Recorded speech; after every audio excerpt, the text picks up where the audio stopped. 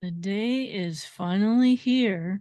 God speaking to Job out of the whirlwind after being silent through all these chapters.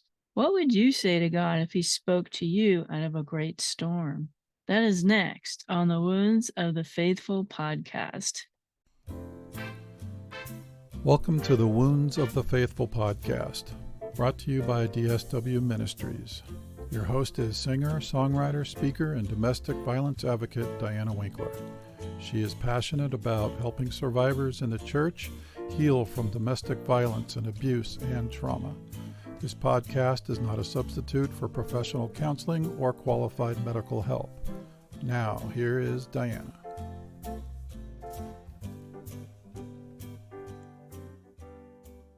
Welcome, friends, visitors. You are tuning in at an exciting time in our series on Job. We're coming to the end of this thing. We've gotten through the hard stuff. Now we finally get to hear from God. If I go over a little bit this week, because this is an important part of the book of Job, it's okay.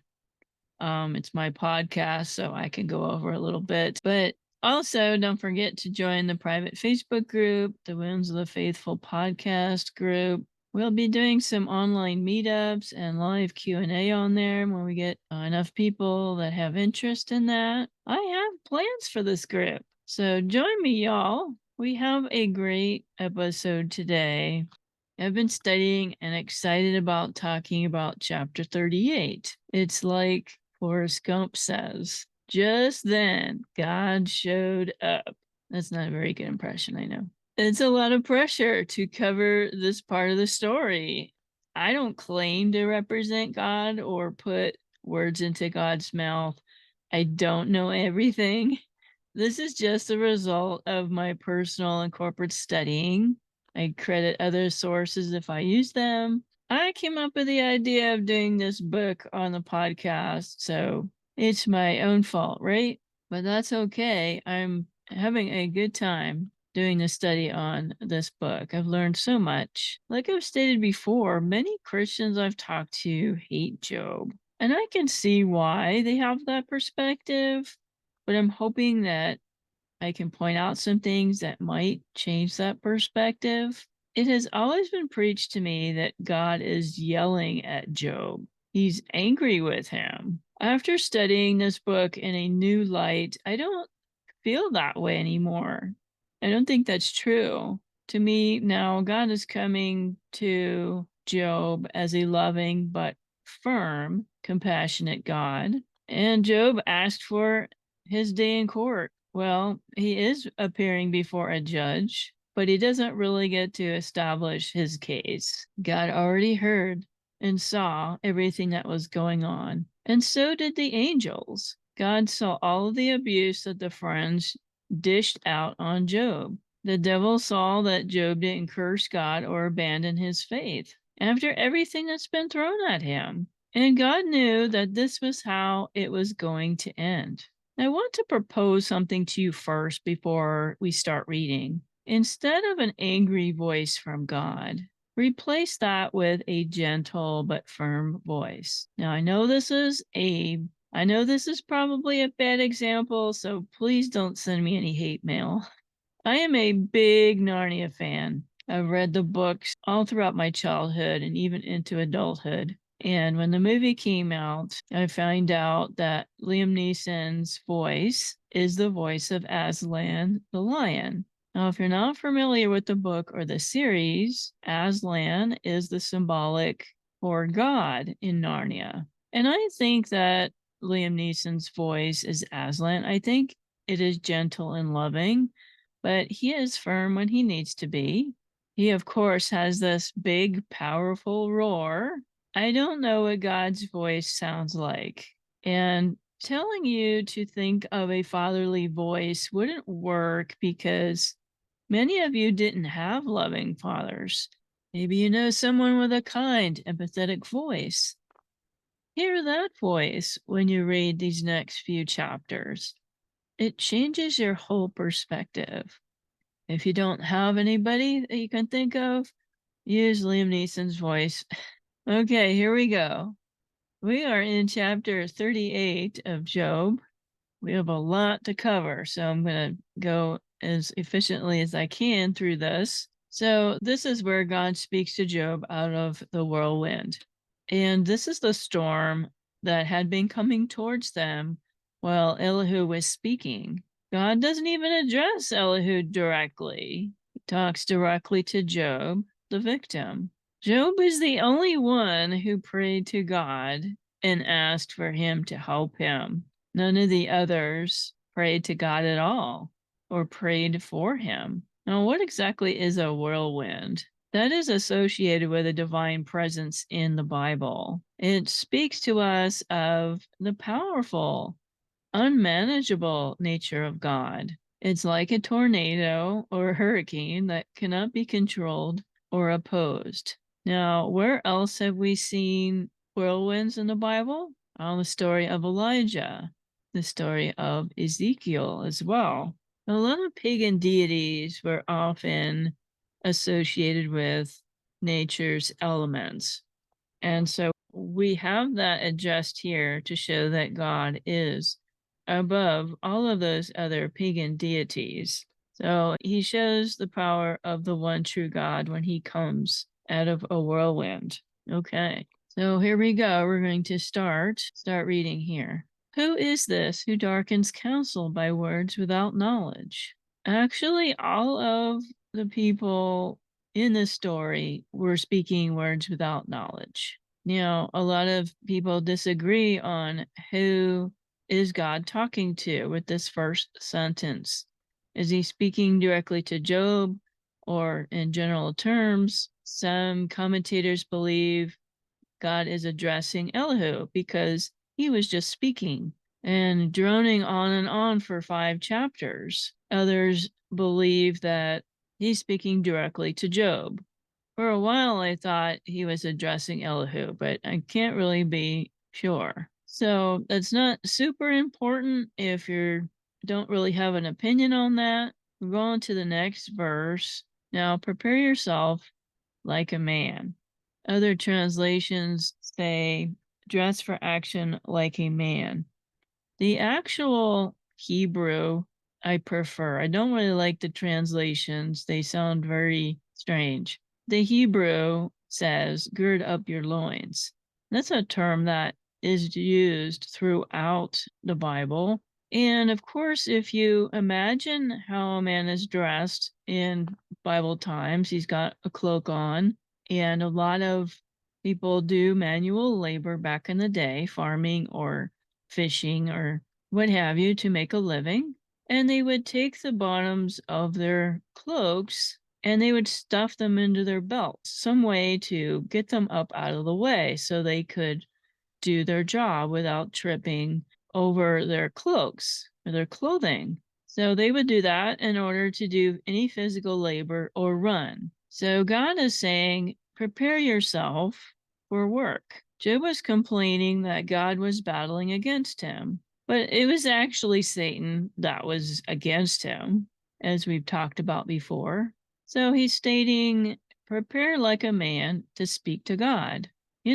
Is what we say, between us. Speak to me like a man. So God speaking to Job as a man, that's a declaration of dignity, respect, to talk to Job as a man. So verse 3, I will question you and you shall answer me. Job had insisted that God would bring answers to him. God turned the matter around and told Job that before he would answer questions for Job, Job had some questions to answer before God. Now, if you are familiar with these next few chapters, these are questions that are simply not answerable. They are just meant to show Job that, hey, Job, you really have no place to demand answers from me. You don't want to view this as a rebuke from God. That would be a mistake because God has now appeared to Job. Job was in such agony and distress because he believed that maybe God had abandoned him. And now he knew that God had not abandoned him. Talking about God Almighty in front of us, there are plenty of things that would make Job feel very, very tiny before the awesomeness of God. Yet, Job felt massive comfort in simply being once again in the presence of God. God is here with me. And Job wasn't afraid. You notice that? There are a lot of places in scripture where there is an appearance of God or an angel that comes to bring a message. And people are terrified and they're on their faces. They're terrified. But I really have to hand it to Job here that he is happy. He's not scared, he's happy. And we shouldn't be scared of God when he comes to us, when he meets with us. I don't know how his friends thought. I don't know if they were cowering behind a bush or on their faces, but God doesn't even address his friends yet. So there's things from a couple different commentaries I'm going to read. This one's from a commentary from Smick.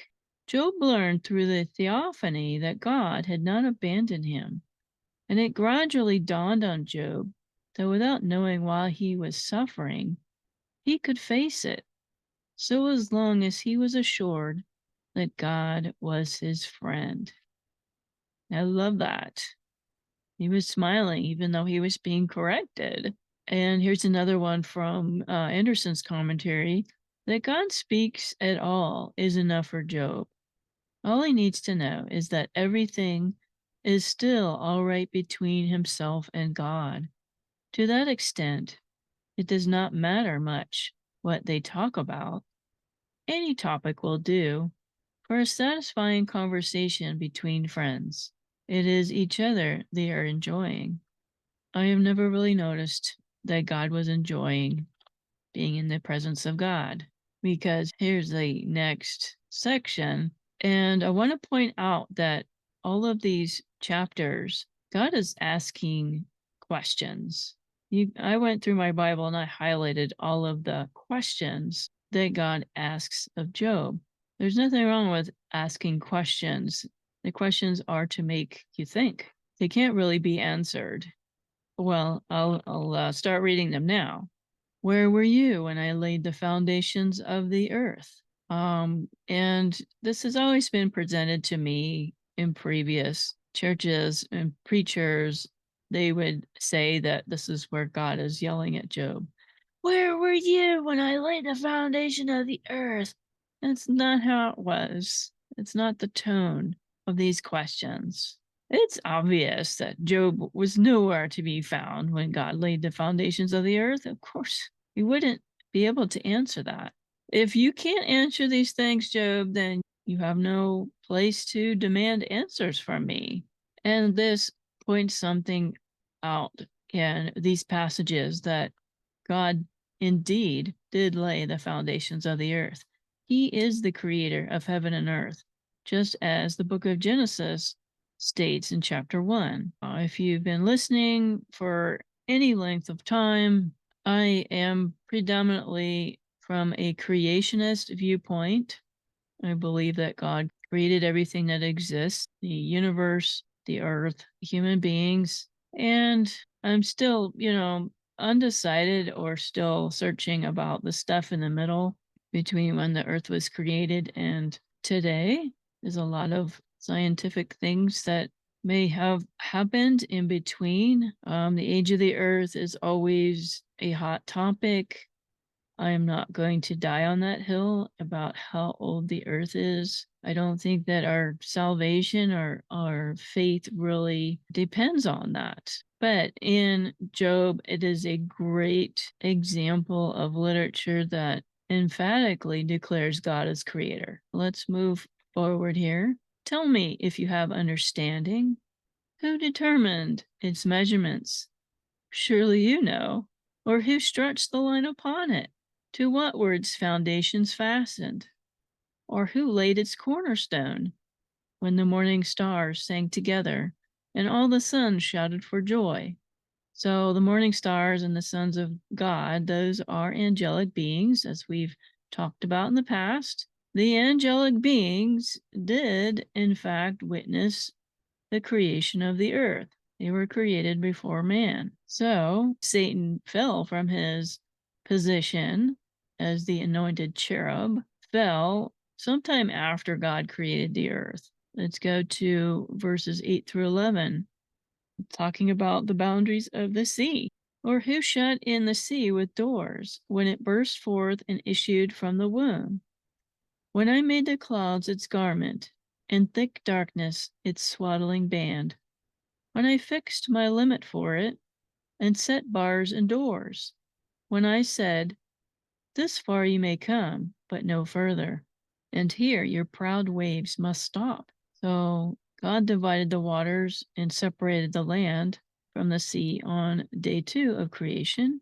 That's in Genesis 1, 6 through 8, verses 12 through 18. This is just generally the nature of the earth. Have you commanded the morning since your days began, and caused the dawn to know its place, that it might take hold of the ends of the earth, and the wicked be shaken out of it? It takes on form like clay under a seal, and stands out like a garment. From the wicked their light is withheld, and the upraised arm is broken. Have you entered the springs of the sea, or have you walked in search of the depths? Have the gates of death been revealed to you? Or have you seen the doors of the shadow of death? Have you comprehended the breadth of the earth? Tell me if you know all this. Job, Job, do you know where light comes from? Where is the way to the dwelling of light? And darkness, where is its place, that you may take to its territory, that you may know the paths to its home? Do you know it because you were born then? Or because the number of your days is great? That's pretty funny right there. He's being a little sarcastic there. Have you entered the treasury of the snow? Or have you seen the treasury of hail, which I have reserved for the time of trouble, for the day of battle and war?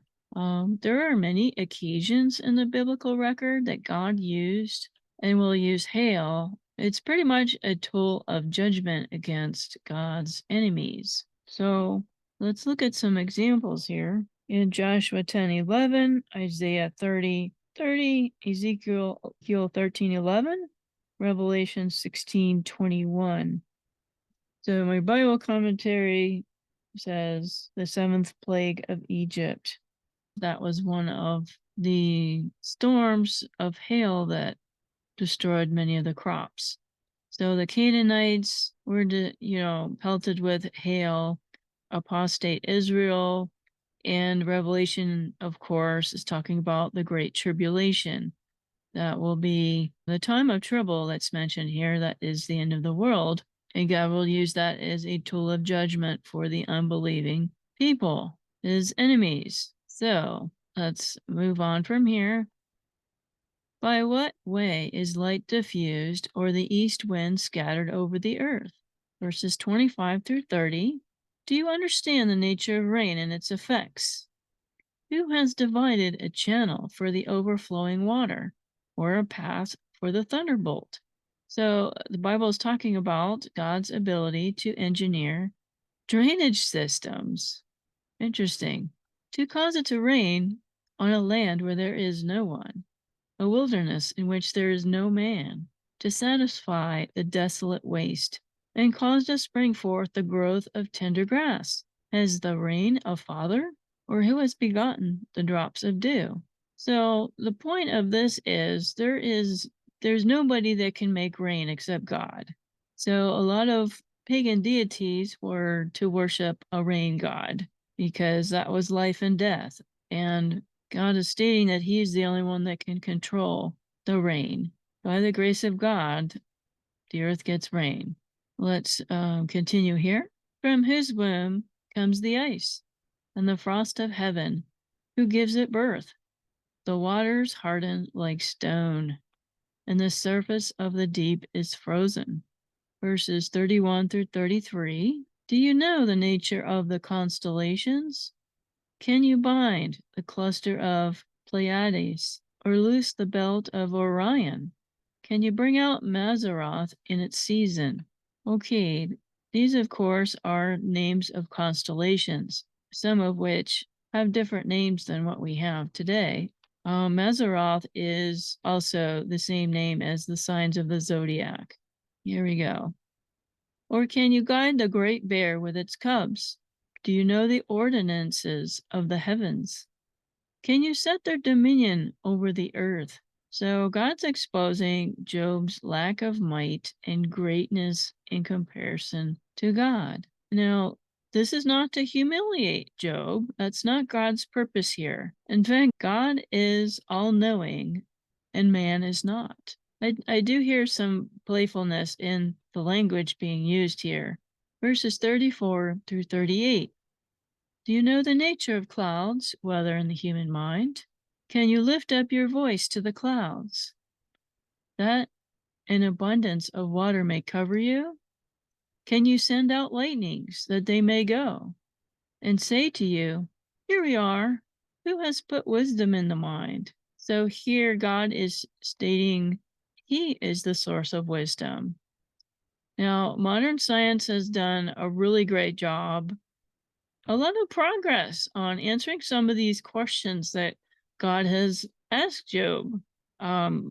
So like science understands way more right now about measurements of the earth, gravitational forces, meteorology, water systems, light, for instance.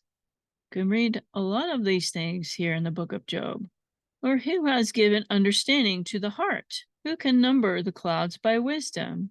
Or who can pour out the bottles of heaven when the dust hardens in clumps and the clods cling together? Man does not know very much, folks, and therefore we need to pursue knowledge about God in a humble manner, trusting God who does know all. Let's go to 39 through 41, talking about mastering the animal kingdom. Can you hunt the prey for the lion, or satisfy the appetite of the young lions when they crouch in their dens or lurk in their lairs to lie in wait? I've got 6 feral cats in my yard, 3 of which are kittens, and trying to keep them fed. They are hungry all the time. But Job doesn't have the ability to hunt prey for the lions. Who provides food for the raven when its young ones cry to God and wander about for lack of food? In Matthew 6, verse 26, it says that God provides food for the birds.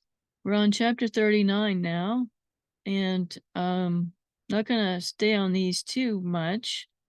Verses 1 through 4. Do you know about or master the wild mountain goat? Do you know the time when the wild mountain goats bear young? Or can you mark when the deer gives birth? Can you number the months that they fulfill? Do you know the time when they bear young? They bow down, they bring forth their young, they deliver their offspring. Their young ones are healthy, they grow strong with grain, they depart and do not return to them. So God runs the world with order and wisdom. I mean, can Job deny God's wisdom just because there are things in his life that he doesn't understand? Things that we don't understand. Should I simply trust this God who does all these other things so marvelously well? Verses 5 through 8, and talks about the wild donkey. God uses a lot of donkeys in the Bible. Let's see. Oh, we have Balaam's donkey. You remember that story that the donkey actually spoke. Where else do we see God using donkeys? One is during Jesus' triumphal entry, coming down the Mount of Olives on a donkey. That is a very important passage because it is Jesus fulfilling a messianic prophecy. That is exactly what was prophesied the Messiah to do.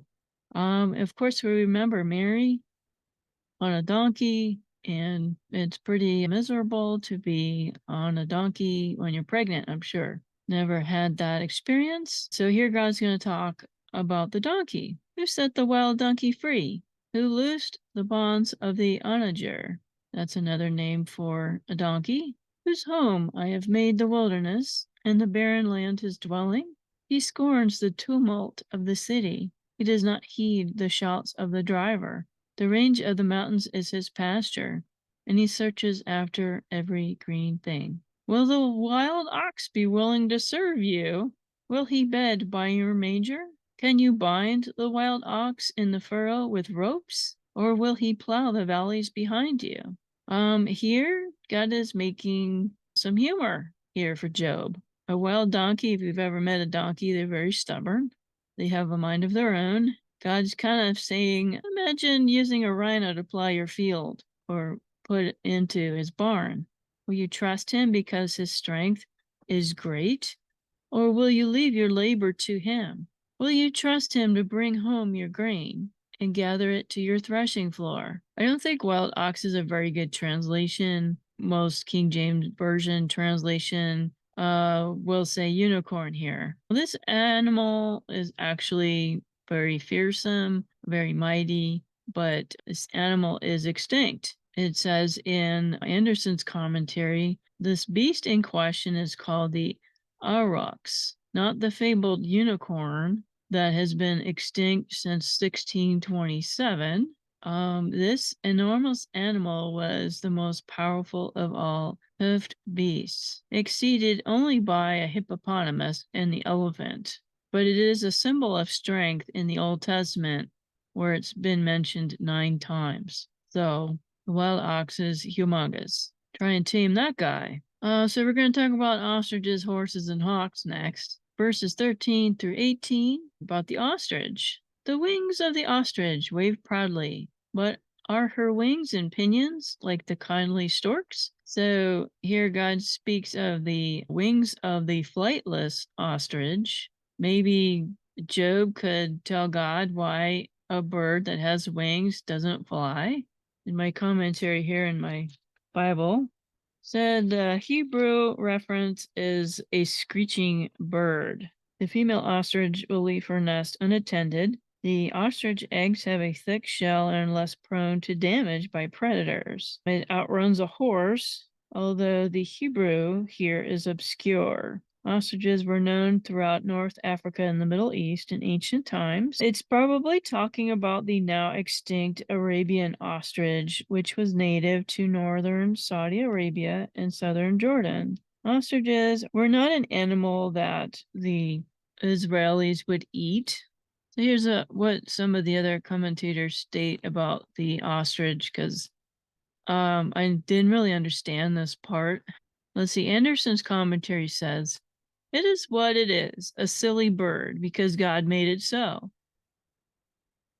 Why? That amid the profusion of creatures, some were made to be useful to men, but some are just for God's entertainment and ours. That's an interesting thought. Didn't think of that. Mason's commentary says, this passage is remarkable in that it continues the first and only real humor in the book of Job. Leave it to God to pull a stunt like this, forcing a smile out of Job at a time when the poor fellow has been so intent on his misery. I don't know, maybe God was trying to lighten things up a little bit. Get used to my absurdity and live by faith rather than sight. Be like the ostrich. Though you cannot fly, you can still flap your wings joyfully.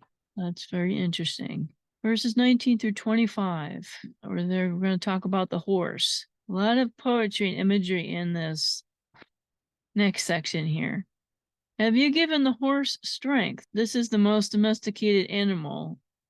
Even so, man is not completely under the control of man.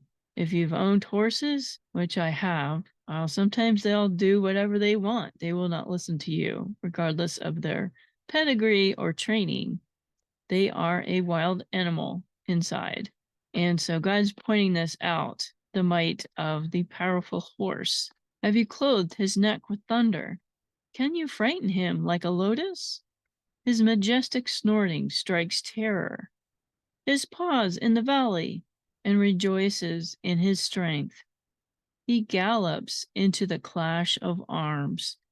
He mocks at fear and is not frightened, nor does he turn back from the sword. The quiver rattles against him, the glittering spear and javelin. He devours the distance with fierceness and rage. nor does he come to a halt because the trumpet has sounded. At the blast of the trumpet, he says, "Aha!"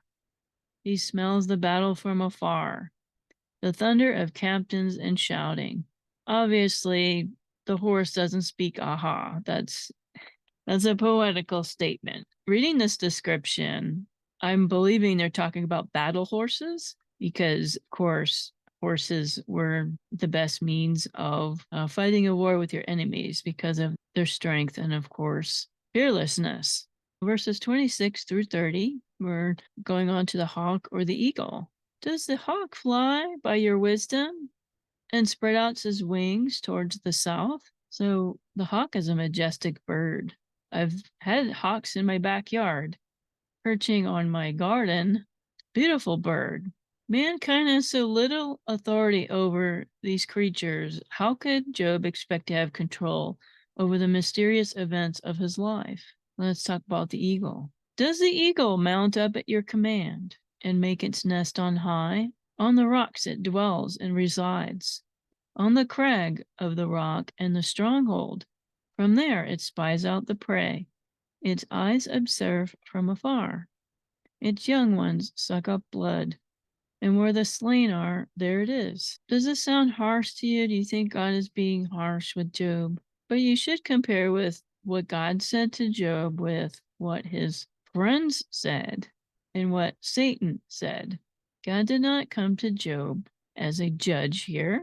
He's not talking to him like a police officer. He is coming to Job as a teacher.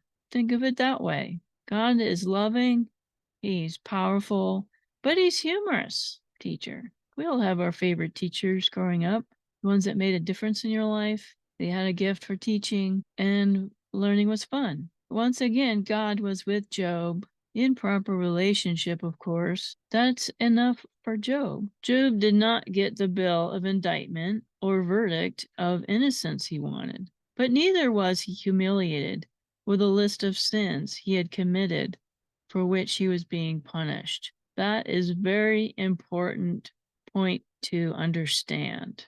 Job was not being punished for sin. We'll get more into that later. The Lord gives us an answer. The answer is himself, and that is one of Mason's commentary statements. We are going on to Job chapter 40. It gets more exciting here. Verses 1 through 2. Verses 1 and 2. God asks Job, "Will you now challenge me?" Moreover, the Lord answered Job and said, "Shall the one who contends with the Almighty correct him? He who rebukes God, let him answer it." So he's saying this after he's done all this teaching to Job, who he is, what he does. He's running the universe. He's running everything seamlessly, effortlessly. Job wanted to be in front of God, presenting his case. Yet after God appeared, he experienced his love and his glory. Job has a decent amount of humility here. He probably felt a little silly rethinking about contending with the Almighty. You can't really correct God or rebuke him when he's appearing before you. Again, he's not cowering in fear. He is realizing with respect, you are all-powerful God, all-knowing God, and I'm a human being that you created. Yes, God and Job are friends, but God remains God and Job remains a man. And Job's a little speechless here. Let's look at verses 3 through 5. Then Job answered the Lord and said, "Behold, I am vile. What shall I answer you? I lay my hand over my mouth. Once again I have spoken, but I will not answer. Yes, twice, but I will proceed no further." Let's talk about this. Job had prayed a lot when his friends were pelting him with horrible accusations. Now, Job spoke after God's great revelation of himself, and Job's situation has not changed. He still relatively miserable and had lost everything, but Job's tone changed because, again, he felt that God had forsaken him, but now he knew that God was with him. and he wasn't going to leave him again. The I am vile sentence, we want to talk about that for sure. In the Hebrew word, there is no suggestion of moral failure. The literal translation is of no weight. God did not tell Job that he was being immoral or perverted. Job is just seeing his proper place before God. Remember, God never did forsake Job. Job didn't sense God's presence. And I think we experience that too.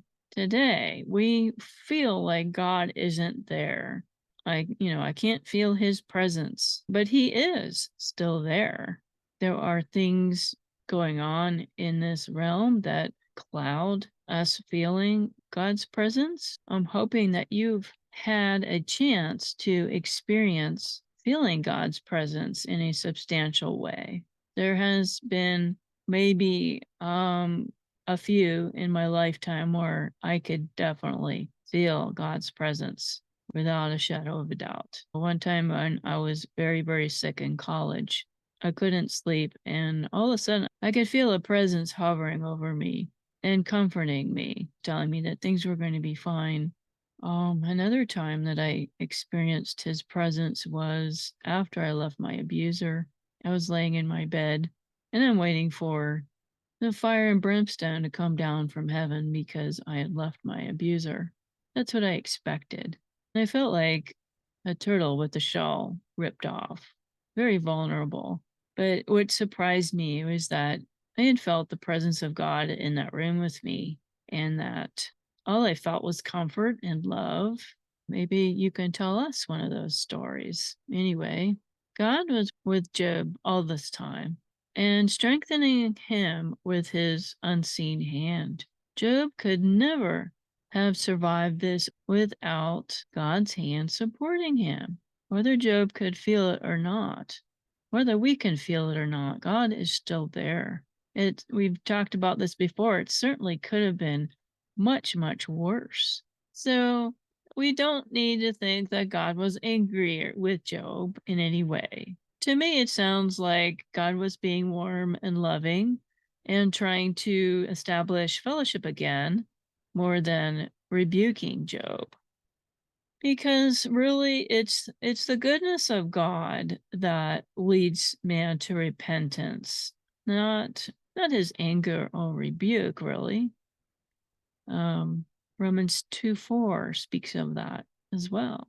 We as human beings in the presence of God, we are great value to God. We are of so much value to God as his creation that he gave his only son to die in our place. And Job is silent from here on out. What does this mean? Well, it's a sign of submission. When you hold your tongue instead of speaking your piece or speaking your mind, that especially to God, that shows that you're listening instead of talking, right? God gave us 2 ears and 1 mouth. Okay, and so we're going to go on to verses 6 and 7. Then the Lord answered Job out of the whirlwind and said, now prepare yourself like a man. I will question you and you shall answer me. So God's stating again, prepare yourself for a second conversation here, for a second lesson. I am not done with you yet. Verses 8 through 14. God asks, Job, are you fit to prove me wrong or to save yourself? Would you indeed annul my judgment? Would you condemn me that you may be justified? These are pretty strong words from God. That's okay. He has a right to say those things. Just because Job couldn't figure things out, that doesn't mean that God's unfair. God's demonstrating that there are many things that Job doesn't know, but Job is not fit to judge God's ways. Here we go. Have you an arm like God? Or can you thunder with a voice like his? Okay, so I said I didn't know what God's voice sounds like. Sounds thunderous.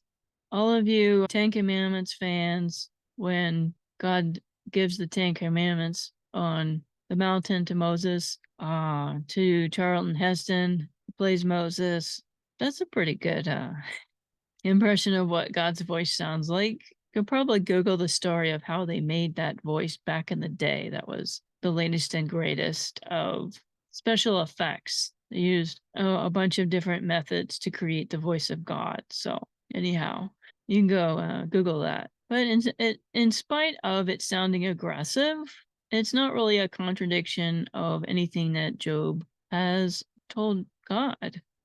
Job needs to hand over the whole matter completely to God, more trustingly and less fretfully.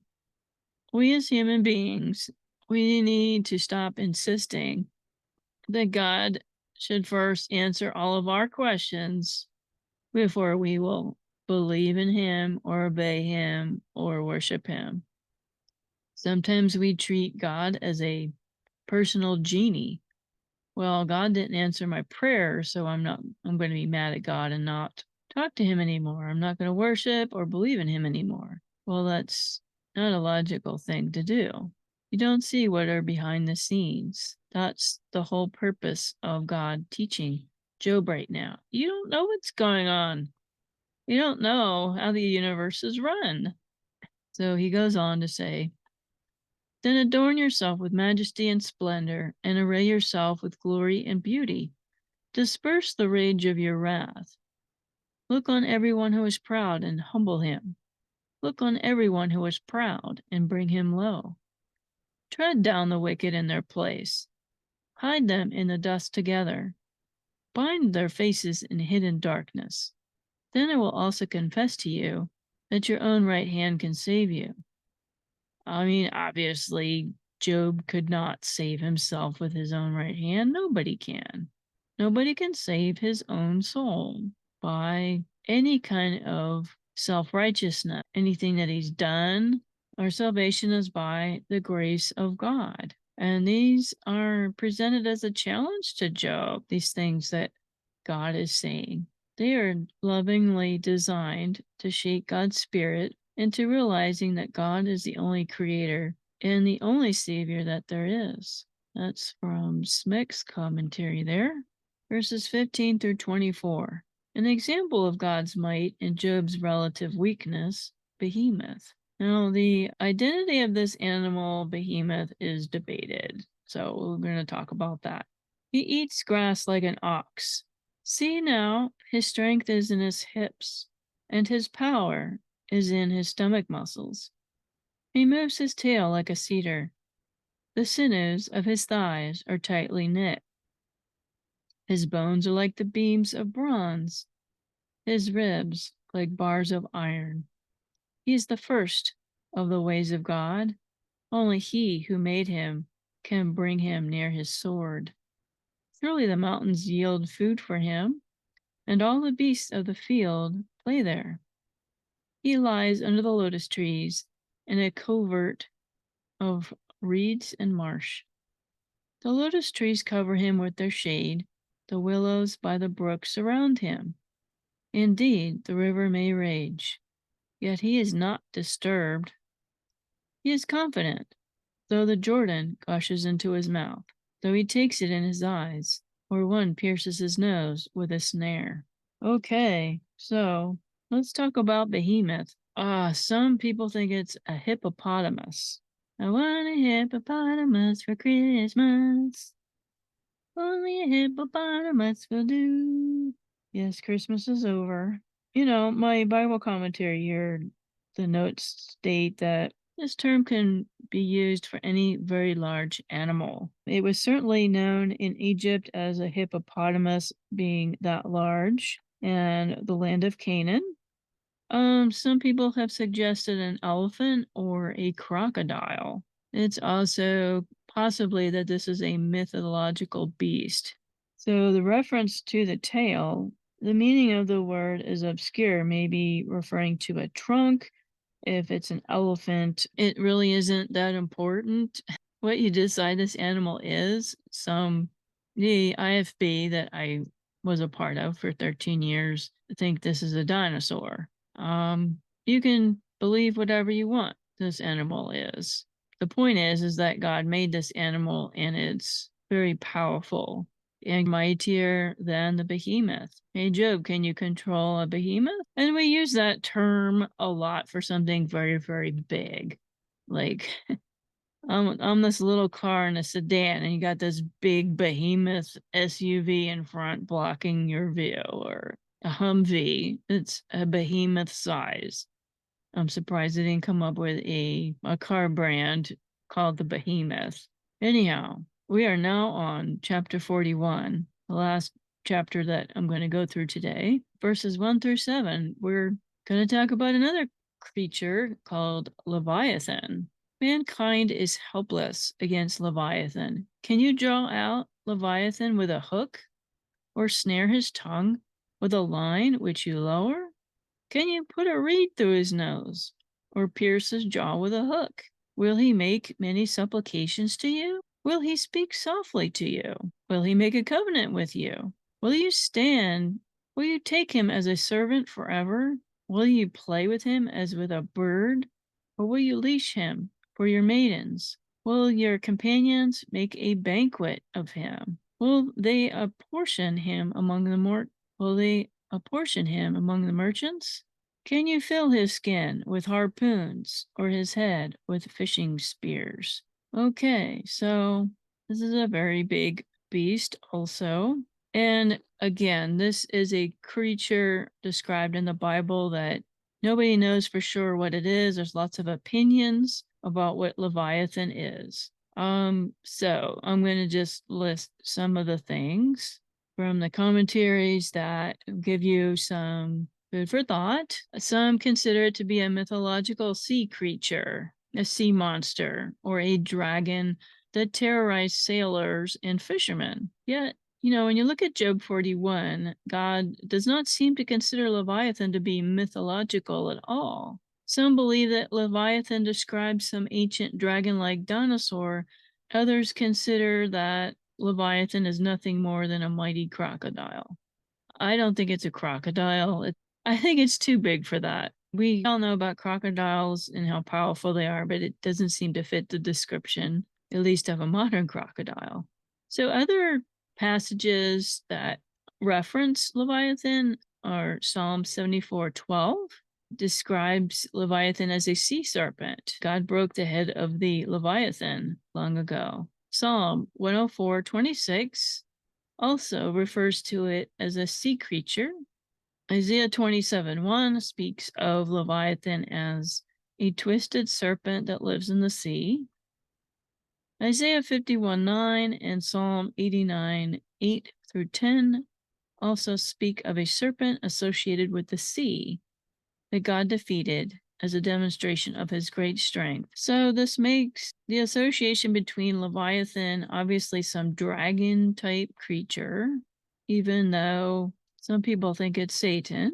Satan is often described as a dragon or a serpent. Examples of that would be Genesis 3, Revelation 12, and 13. So Leviathan might be another serpent-like manifestation of Satan. I've got this here in my archaeology study Bible. It's a footnote. I'm not going to read all of it. The biblical author draws upon the literary mythological motive of the sea dragon to make a point about the power of Yahweh as the one true God. The book of Revelation draws from the same imagery to illustrate God's final victory over evil. Okay, let's read verses 8 through 11 here. Lay your hand on him. Remember the battle. Never do it again. Indeed, any hope of overcoming him is false. Shall one not be overwhelmed at the sight of him? No one is so fierce that he would dare stir him up. Who then is able to stand against me?